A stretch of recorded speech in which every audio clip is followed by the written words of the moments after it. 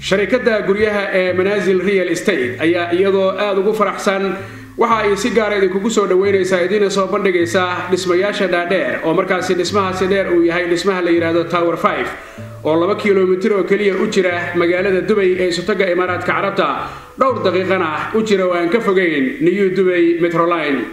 dhismaha منازل Tower 5 waxa aad kala kulmaysaa waayo-aragnimada nolosha oo wax loo dhiga aanay jirin iyo raaxada oo waliba si aad loo qorsheeyay dhismaha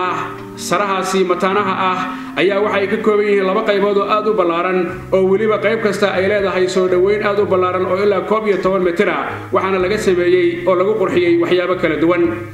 dhismayaashaasi waxa kale oo ku yaala laba qaybood oo kala duwan oo ah naadiyada dhinaca caafimaadka dhinaca gymnaaska sawnada dhinaca qolalka la isku kuruleeyo dhinaca waliba dabaasha ragga iyo dumarka iyo waliba caruurta iyo waliba masaajid weyn oo loogu talagalay inay ku tukadaan shanta waqti dadka degan dhulkaasi iyo waliba hool weyn oo loogu talagalay in waxyaabaha kala duwan lagu qabto iyo qaybta ballaaran ee caruurtu markaasi ay ku ciyaarto oo ay markaasi si aad isugu soo baxaan haddaba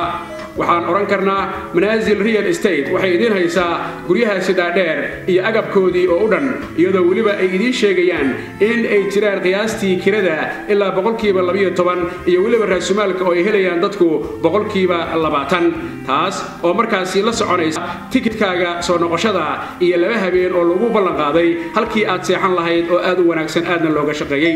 haddaba arrimahaasi oo dhan waxa aad ku gudbin kartaa oo aad ku habayn kartaa adigoo markaasi la xiriira oo taga halka la yiraahdo Sharjah oo markaasi qaybahaasi si aad ula socda wixii faahfaahin ee dheer waxa aad kala xiriiri kartaa website-ka ay leeyihiin منازل ريال استيت oo ah